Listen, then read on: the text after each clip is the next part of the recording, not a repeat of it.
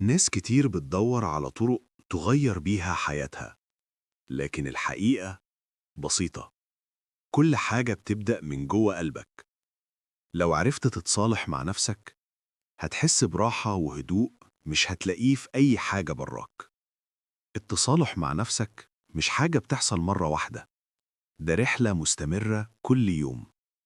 كل خطوة صغيرة ليك في الطريق ده بتفرق، ومع الوقت هتحس بفرق كبير في حياتك. أول خطوة للتصالح مع نفسك هي قبول اللي فات. حتى لو أخطأت فده جزء منك دلوقتي. مش هتقدر تغير الماضي، لكن تقدر تغير نفسك دلوقتي. لما تقبل نفسك بالكامل هتحس بحرية أكبر وراحة نفسية حقيقية. ساعات كتير بنقضي وقتنا نلوم نفسنا على أخطاء حصلت، أو نركز على قصورنا، لكن كل ده بيضيع وقتك ويمنعك من التقدم. قبول الماضي هو المفتاح الأول علشان تتصالح مع ذاتك. كمان أهم حاجة لازم توقفها هي مقارنة نفسك بالآخرين.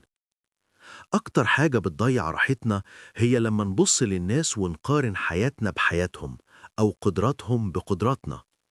كل واحد له رحلته، أنت مش لازم تكون نسخة من أي حد. ركز على نفسك، على تقدمك، على حياتك، وعلى كل خطوة صغيرة بتحققها يومياً. لما تركز على نفسك هتحس إن كل حاجة حواليك أخف وأهدى. ودلوقتي هقولك إنك لازم تعرف نقاط قوتك وضعفك. اعرف نفسك كويس، واعرف إيه الحاجات اللي أنت شاطر فيها وإيه اللي محتاج تطوره.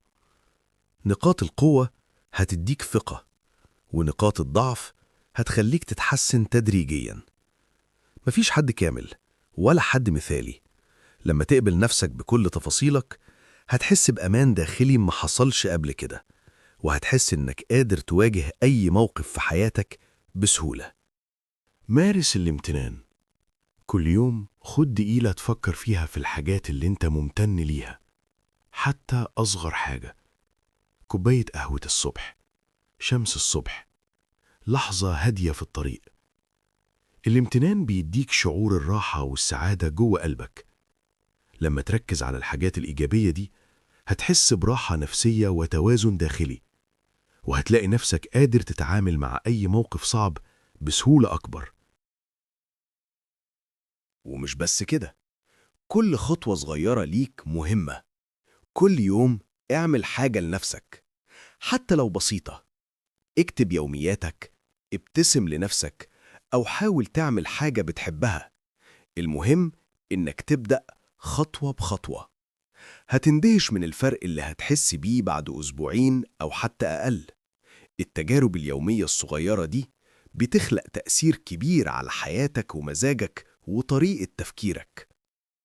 وفي النهاية التصالح مع نفسك هو رحلة مستمرة، ومش نهاية ليوم واحد. كل يوم خطوة صغيرة، وكل يوم فرصة للتقدم. مع الوقت هتحس براحة وسعادة حقيقية بعيد عن أي ضغوط خارجية أو مقارنات مملة.